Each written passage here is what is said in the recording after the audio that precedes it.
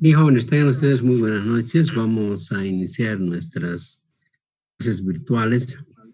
Hoy día vamos a empezar la parte de diseño de redes de agua potable en edificios. Este tema es muy importante para nosotros porque vamos a, además de hacer el diseño, tener los planos. Nosotros como ingenieros civiles tenemos que firmar como un documento profesional. Entonces, de ahí la importancia. Estos tres temas son importantísimos y yo doy mucha importancia a agua potable, alcantarillado sanitario y alcantarillado pluvial, que es los documentos que firmamos nosotros como profesionales. Los otros temas los realizan, también lo podemos realizar nosotros, pero la firma profesional lo hacen en el caso de gas, por ejemplo, lo hacen los ingenieros mecánicos, en el caso eléctrico, los ingenieros eléctricos, ¿no? Bueno, entonces, de eso se trata, de que nosotros debemos aprender muy bien estos temas. Y los conceptos son sencillos. Aquí no vamos a hacer un repaso de hidráulica, ni mucho menos. Aquí se supone que ya han vencido un capítulo con el tema de hidráulica y a partir de eso, pues nosotros vamos a continuar. Bueno, entonces, ¿qué vamos a hacer en esta parte? Los Santos tiene algo en la manga. La bolsa para cuerpos y al final un lanzamiento de media cancha le da la victoria a la Santa Cruz. Armas arriba, seguros fuera.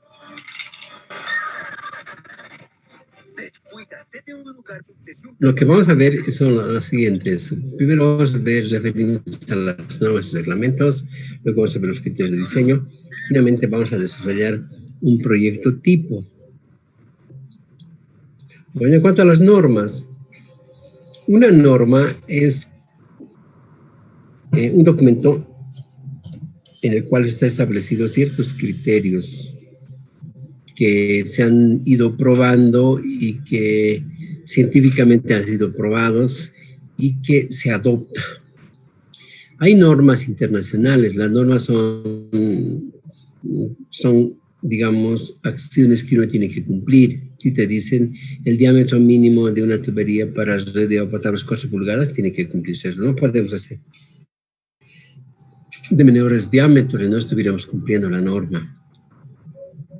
Hay normas internacionales con las que hemos estado trabajando hace mucho tiempo, como esta, por ejemplo, la de la ASTM. Ustedes se recordarán en materiales de construcción. Todavía utilizamos. Bolivia no tiene una norma sobre materiales de construcción, entonces seguimos utilizando la ASTM, ¿no? Y otra vía, y que todavía, esta es una norma americana, de la American Water Works Association, de la, simbólicamente la AUA. Esta norma está referida a todo lo que es diseño de aguas, de redes, de sistemas de agua potable en ciudades. Entonces, eso habría que cumplir estrictamente, ¿no? Es una guía. Mínimamente eso tiene que ser, a no ser que el proyectista tenga algún otro criterio, pero que tiene que demostrar. Bueno, entonces, también hay otra que es la que se está prodigando ahora a nivel internacional, las ISO, International Organization for Standards. Entonces, esta norma se está prodigando en todo el mundo. Ya gran parte de la documentación tiene que cumplir estas normas en todos los aspectos, en medio ambiente, en materiales, en diseños, etc.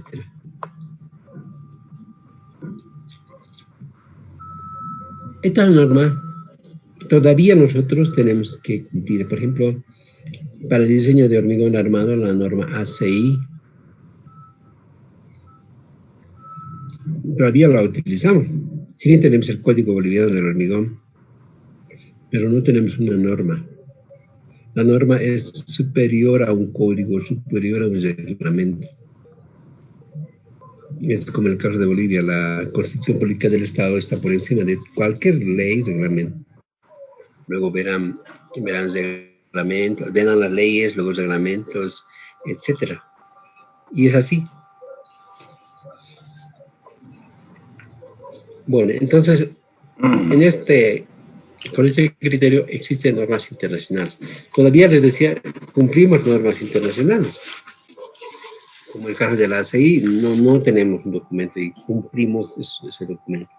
Por ejemplo, la norma ACI para columnas, por ejemplo, el diámetro, diré, la longitud mínima de columnas, no longitud, sino la sección o el ancho tiene que ser de 30 centímetros, entonces en muchos casos tiene que cumplirse todo eso.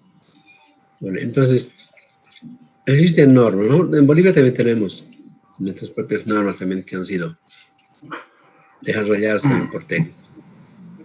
Entonces, dentro de esas normas nacionales, para el caso de agua potable, básicamente está esta primera, que es la NB 689 sobre norma técnica de diseño para sistemas de agua potable. Eso se utiliza para ciudades, poblaciones, ¿no? Con esta norma se hace el diseño. Aquí están todos los criterios sobre diseño, fórmulas, diámetros mínimos, en fin, todo lo necesario para hacer. Entonces, para hacer un proyecto, lo primero que hay que hacer es leer y aprender y luego poner en práctica eso, ¿no? Otra norma que es interesante, la 645, sobre tuberías de hierro dúctil, acoples y accesorios para líneas de tuberías a presión. No crean que la norma en esta está todo, no. Ellos no hablan sobre diseño, todo es sobre diseño. Y aquí, en la otra, hablan sobre tuberías. Todo sobre tuberías. Entonces, y en esa otra, está la norma NB 646, que nos hablan sobre plásticos, tubos de polietileno, en fin.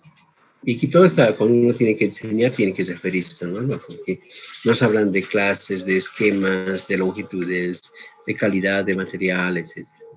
Estas otras, la NB 647, 48, 49, 50, nos hablan sobre productos químicos para el uso industrial. Por ejemplo, la cal viva, la cal hidratada, el cloro, todos estos se utilizan en el tratamiento de aguas, ya sea agua potable o agua residual.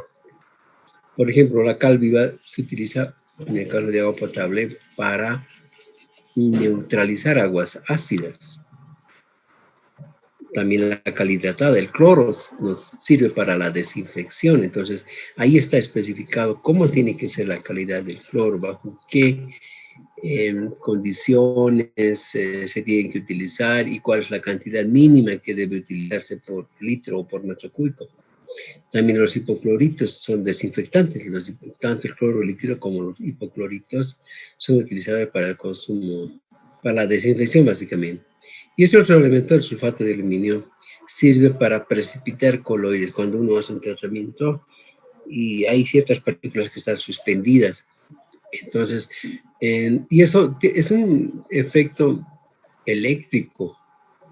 Ustedes saben que polos contrarios se atraen y polos iguales se repelen. Bajo ese criterio, entonces se utiliza esto. Normalmente a veces hay coloides que tienen una carga positiva y se van a repeler y no pueden precipitar. Entonces se adiciona sulfato de aluminio, se desestabiliza y precipita el floco, el coloide. Entonces, así como eso, hay muchas normas que hay que saber para el diseño de sistemas de agua potable. Para nuestro caso también. Después de las normas, estas son normas, son de aplicación inmediata. Está su reglamento. Toda norma tiene que venir con un reglamento. Estos reglamentos, como documental, son más específicos, más a detalle de todo lo que se habla. Más específicamente se habla. Entonces, estos reglamentos tienen que ver mucho con el diseño, por eso es que hay que leer. Por ejemplo, hay reglamentos para la presentación de proyectos para poblaciones menores a 5.000 habitantes y mayores. O sea, no crean que todo se hace a un criterio, no. Primero hay que conocer el reglamento y de acuerdo a eso hay que aplicar el tamaño de planos, el tamaño de letra, en qué formatos, todo eso está aquí. Al igual que hay un reglamento para la tesis, de grado igual.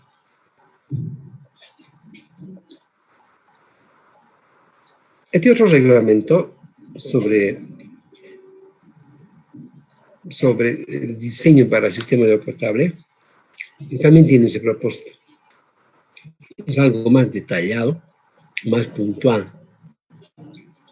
Hecho en forma general para poblaciones mayores a 10.000 habitantes. Fíjense que hay otros reglamentos para poblaciones menores a 5.000 habitantes. Y esa es la diferencia, jóvenes, en el caso, por ejemplo, en un caso bien concreto. El reglamento general para sistemas en ciudades, el diámetro mínimo 4 pulgadas, pero en este reglamento para poblaciones menores a 5.000 y 3.000 habitantes, el diámetro mínimo es 3/4. O sea, para una población pequeña, no más 50 o 100 habitantes, no tendría sentido instalar una tubería de 4 pulgadas. Sería bastante, nunca llegarían a utilizar ese caudal. De ahí que se hace un reglamento más específico. Entonces, cuando la población sea menor a 5.000 habitantes, se aplica ese reglamento. También hay planos tipo. De un tipo de esta parte, pues, gran parte de nuestro trabajo siempre va a ser adecuar proyectos anteriores con un proyecto normal actual. Entonces, para no hacerse problemas, el Ministerio de Medio Ambiente y Agua ha emitido planos tipo. Y hay en digital, uno puede bajar y copiar y, digamos, quiere diseñar un tanque, ahí está el tanque con todas las cosas, todos los accesorios. Lo que hay que diseñar es el diámetro y el volumen. De acuerdo a eso se va a variar. También hay especificaciones técnicas. Especificaciones técnicas referidas a cómo se debe construir, especificaciones así, cómo debe construirse, qué detalles deben tener. Entonces, esto es muy importante. Cuando ustedes hagan un proyecto de forma real, para cada ítem, para cada actividad, tiene que tener su especificación, es decir, cómo se tiene que, de qué se trata, con qué material y cómo va a ser la forma de pago. Ahí está. Finalmente, este otro reglamento, que es el Reglamento Nacional de Instalaciones Sanitarias Domiciliarias, inicialmente ha sido editada por la Dirección Nacional de Saneamiento Básico, pero ahora el Ministerio del Medio Ambiente, hace unos años, actualizado esto.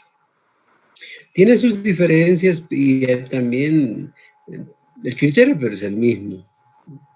Bueno, sigamos. Aquí haremos hincapié un poquito respecto a normas y reglamentos.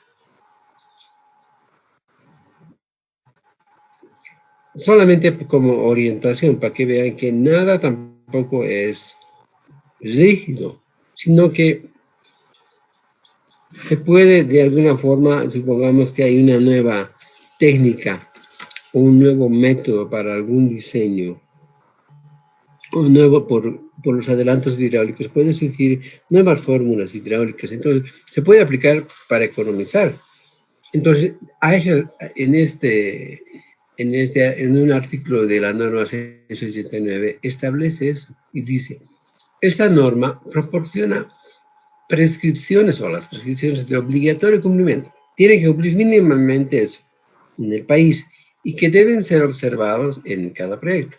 Ejecución y control del sistema de abastecimiento de agua potable, tanto públicos como privados. O sea, todos los proyectos públicos y privados deben cumplir la norma y el reglamento, esto luego.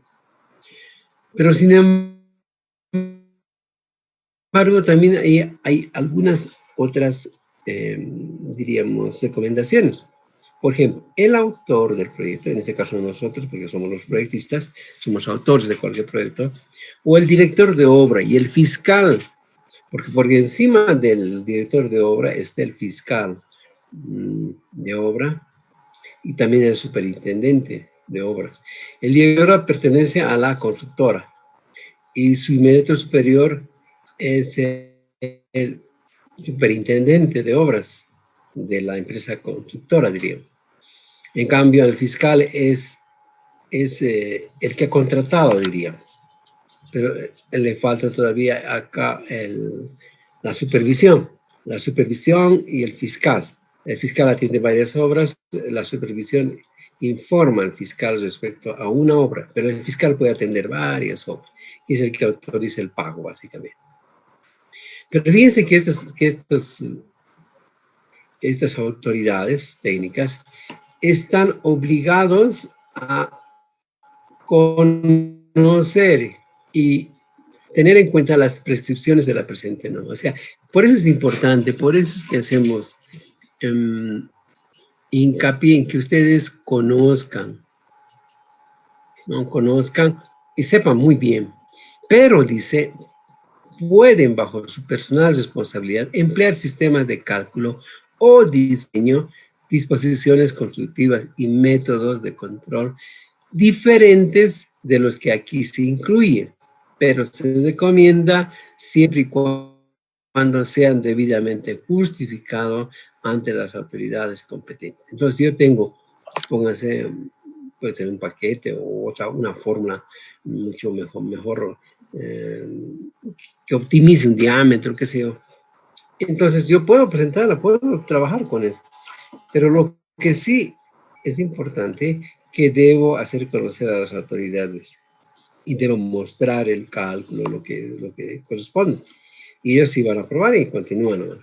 Porque siempre hay en hidráulica, en otros aspectos, siempre hay adelanto, la ciencia va avanzando. Bueno, a ver, sigamos entonces.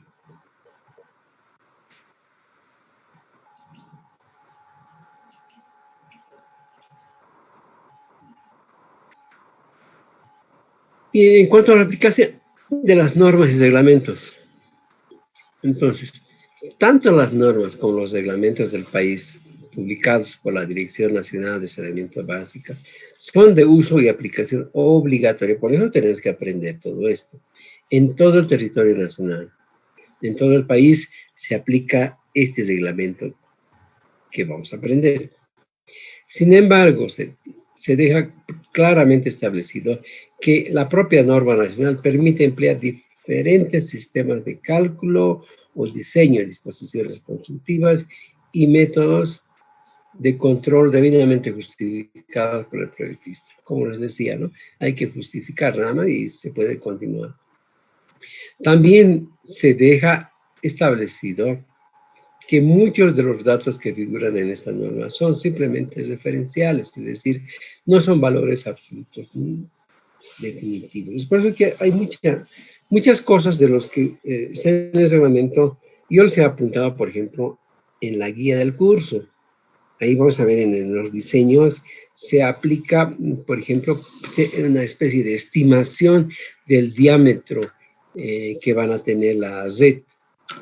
Y es una tubería equivalente comparada con media pulgada. Y de ahí vamos a ver cómo se hace este predicción. Y luego se justifica, se verifica por los criterios de velocidad. Bueno, veremos un poco esta parte respecto a lo que es el sistema. Ahora tenemos a la siguiente parte, como es el sistema en nuestra ciudad.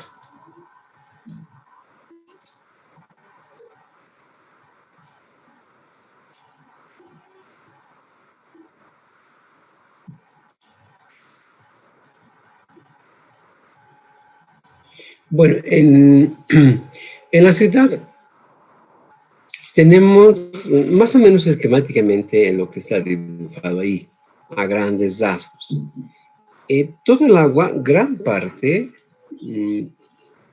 está captada de los campos de pozos. Del campo de pozos. Acá está el campo de pozos. El agua se extrae para la ciudad de Oruro de una profundidad de más o menos entre 60 a 100 metros de profundidad. En la parte inferior, pues, hay bolsones de agua y de ahí se extrae de gran profundidad. Ese campo de pozo se dice que está recargable, es recargable con aguas que vienen de Caracollo.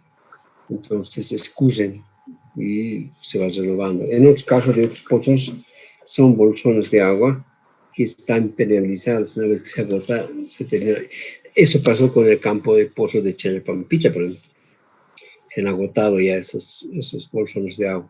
En el campo de Caracaja, por ejemplo, esos sí son recargables. Una vez que se bombea, de acá son unas bombas sumergibles, de luego se bombea hacia la planta donde está Cela, se llama la planta JKB. Este término es las iniciales de un ingeniero alemán. Entonces, se le han denominado ahí, y este es el tanque de almacenamiento. Entonces el agua llega al tanque y de aquí bombean, o sea, está previsto que tengamos bombas acá. Y acá están unas bombitas que se colocan acá para el bombeo respectivo. Son una cantidad de bombas bastante suficientes y son en serie. Las bombas en serie aumentan la altura de bombeo, y las bombas, cuando están instaladas en paralelo, aumentan el caudal, como vamos a ir viendo de poquito. Entonces estas bombas están en serie y a veces funcionan en paralelo también. Entonces, y estas son bombeadas, ¿no? Contra la red, básicamente, durante la mañana, pues alimentan a la ciudad, pero después hay un agua que no se consume y que van hacia estos tanques, se llaman los tanques de cola, que una vez que baja la presión, estos tanques inmediatamente entran a funcionar. Tenemos varios tanques, ¿no? En Corazón de Jesús, en Agua de Castilla, en este otro extremo de la ciudad universitaria también. Entonces se va bombeando. Ahora, para que llegue el agua a ciertos lugares, ¿cuáles son las condiciones mínimas para que llegue? Necesitan presión. Todo el sistema ha sido diseñado con esa norma sobre la 689, sobre sistemas de agua potable. Entonces, para calcular estos diámetros, lo primero que han hecho es saber cuántas personas viven en cada cuadra. Y a partir de eso, se han tendido todas las redes. Se ha estimado la cantidad de población. Inclusive del censo se saca esa información y se calcula qué densidad de población existe, porque en el centro es más denso, hay más población que en las zonas periféricas, y a partir de eso, cuantificando la cantidad de personas que viven en los sectores, considerando que la población, según el reglamento, establece cierta cantidad de agua. Por ejemplo, para el altiplano está entre 75 y 150 litros por persona y por día. Entonces, a partir de cuánta gente vive acá, en este sector, de acuerdo a estos guanasanos, se cuantifica. Entonces se multiplica la dotación por la población y se tiene la cantidad, el caudal que tiene que pasar aquí. Y con la ecuación de la continuidad, que establece que el caudal se establece a partir de la velocidad por el área. Esta es la ecuación. Claro, esta es la ecuación reducida. Ecuación reducida. En un sentido, en el sentido de las X, diríamos. U de X, o B de X. En un solo sentido, porque en la realidad estamos considerando acá, y lo simplifica la norma, para un caudal uniforme. Pero en realidad, en todo el sistema ocurre condiciones de turbulencia, y las condiciones hidráulicas varían, pero para el caso de edificios se simplifica de esta forma, porque los diámetros no llegan a más de 3, o más bien de 2 pulgadas, y para esos diámetros casi la turbulencia no se toma en cuenta o afecta muy poco. Entonces, por eso es que se utiliza directamente esta ecuación de la continuidad. Y conociendo el caudal que pasa por aquí, y el criterio de velocidad, y les adelanto, los criterios de velocidad establecen que la velocidad de diseño del agua debe estar en un rango, así directamente, entre 2.5 metros por segundo como velocidad, metros por segundo, y ser mayores a 0.6. Ahora, todo esto también tiene una justificación. ¿Por qué 2.5? Porque cuando la velocidad es mayor a este valor, las tuberías empiezan a silbar. Ustedes tal vez en sus domicilios, cuando abren un grifo, quizá silba, mete ruidos. Entonces, para evitar eso, se han puesto límites. Tiene que escurrir en forma sencilla sin molestar. Y este otro extremo, de 0.6 metros por segundo también, es considerando la autolimpieza. Con esta velocidad, si es que el agua tuviese arena, limo, etcétera, con esa velocidad lo limpia, porque de lo contrario se taparía, si es que no tuviera velocidad. Y ustedes van a ver en sus tanques, no sé si alguna vez uno de ustedes ha subido al tanque y ha visto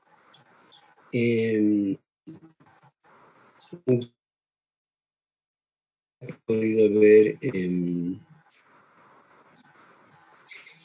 que en ese tanque hay muchas cosas, desde luego, ¿no? Primero que va a haber limo y arena, y también si no está protegido el tanque, va a haber algas. Y así, dependiendo, por eso que hay que desinfectar generalmente los tanques, ¿no?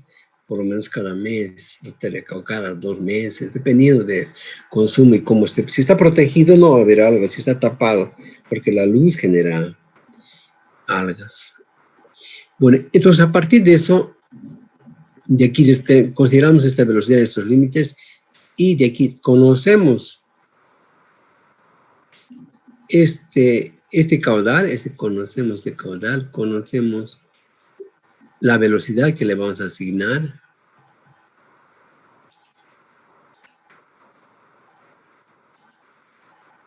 Y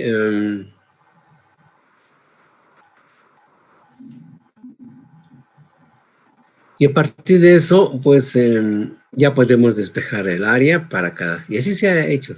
Nuestros diseños también van a ser de esa forma. Es el criterio de la velocidad. Hay otros criterios más, pero el que más utiliza, el que recomienda la norma es este. Entonces vamos a utilizar, y así se ha diseñado, todas estas tuberías de la red tienen ese criterio. Claro, con algunos coeficientes más, aún se han utilizado para las pérdidas de carga, ciertos criterios de muchos investigadores. Bueno, entonces, partes de un sistema sería el campo de pozo para nosotros, porque en otros lugares también nosotros teníamos un sector donde se producía agua de vertiente. En el caso de Calacala, del santuario de Calacala, hay unas vertientes de Calacala. Entonces, estas vertientes daban un caudal más o menos de 30 litros por segundo. 30 litros por segundo. Este caudal, bueno, la ciudad de Oruro traía esas aguas. No, aquí era, digamos, la vertiente, se captaba y luego se ponía en un tanque y luego venía a la ciudad. Venía a la ciudad y luego llegaba al tanque, así por gravedad, al tanque Corazón de Jesús. Y después de ahí recién se venía a la red. Bueno, para su época, estamos hablando de más o menos de 1930, casi 90, sí funcionaba, no había bombas. Para este caudal, la población era muy poca. Ahora, el consumo de la ciudad es más o menos 300 litros para la ciudad actualmente, 300 litros por segundo. Es bastante agua, ¿no? A ver, calculen eso para un día. ¿Cuánto de agua se consume? Por cada segundo. Multipliquen por 86.400. ¿Cuánto va a dar? ¿Cuántos metros cúbicos día consumo? Mucha agua.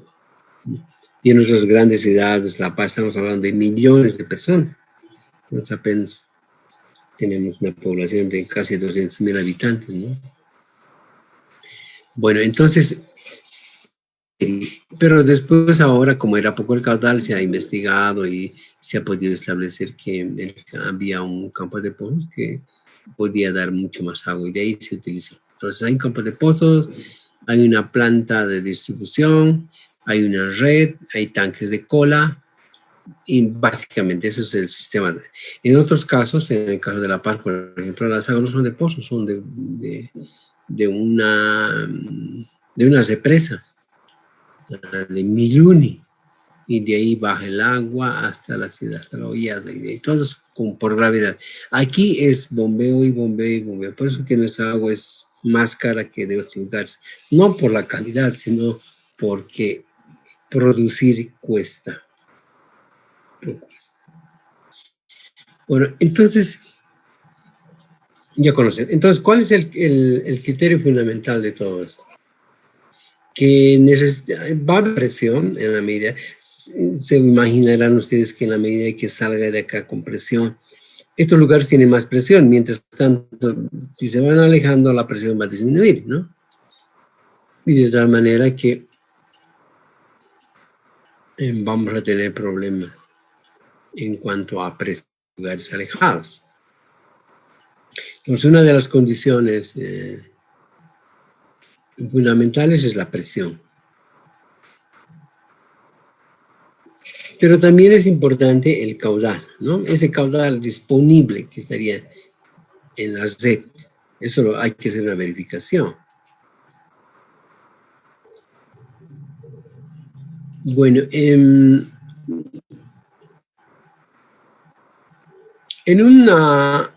un sistema, en un edificio, ahora veremos las partes en un edificio, ¿de qué consta? En un edificio, básicamente, tiene las siguientes partes.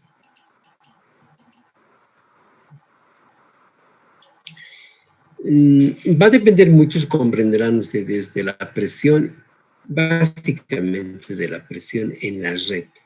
Si esta presión es suficiente para subir hacia un tanque, inclusive va a depender también del tiempo de servicio. Si el servicio es constante durante 24 horas, inclusive no es necesario tanques. Si tenemos todo el día agua y la presión puede llegar hasta el último artefacto de consumo, entonces no hay problema. No necesitamos tanque. Pero si la presión no es suficiente y no, bueno, puede ser suficiente para llegar al tanque, pero no puede ser suficiente para distribuir, porque va a haber pérdidas de carga acá, a cada parte del edificio. Entonces puede ser suficiente para llegar al tanque y de ahí, en forma indirecta, pues se distribuye a la parte del edificio. O puede ser tan baja la presión que no puede llegar ni siquiera al tanque. Entonces, lo que hay que hacer es construir un tanque cisterna de almacenamiento y luego bombear y de ahí hacer la distribución. Entonces, las partes del sistema estarían comprendidas como la cometida, primero está la red, ¿no? La matriz.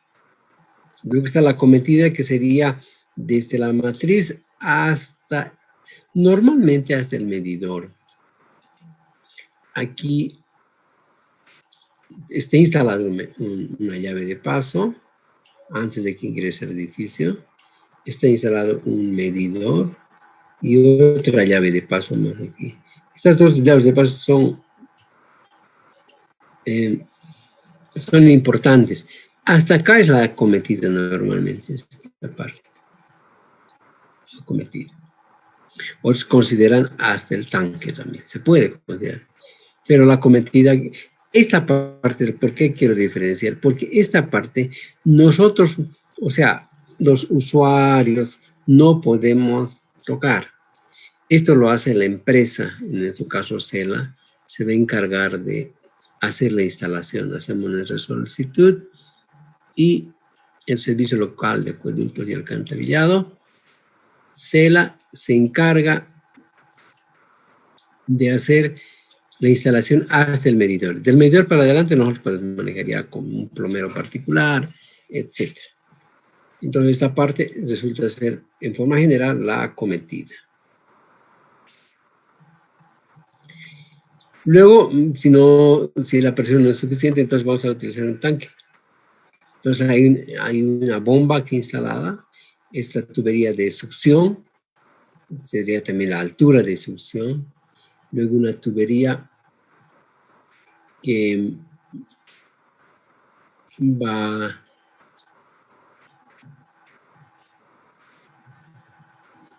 esta tubería que es la tubería de impulsión, el cual va a llegar hacia el tanque elevado. Y del tanque elevado, una vez que se almacene, se va a empezar con la distribución. O sea, fíjense, hay una acometida, hay un tanque bajo, tanque cisterna, una bomba, altura de succión, altura de impulsión, un tanque elevado de almacenamiento y una tubería de distribución. Luego, a esta parte se llama columna. La columna 1, columna 2, dependiendo, no solamente puede ser una.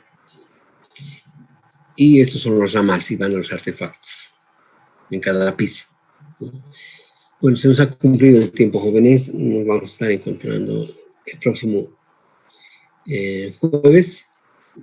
Y he revisado la lista de los que tienen examen de mesa, pero no tengo inscritos, así es que no vamos a tomar ningún examen.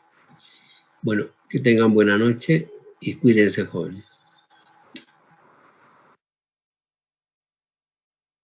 Cualquier pregunta también me lo hacen por el chat, ¿no? Entonces vamos a, bueno, ya está habilitado el WhatsApp, ya nuestro auxiliar ya nos ha habilitado, entonces cualquier consulta también por ahí. Bueno, que tengan buenas noches, hasta luego.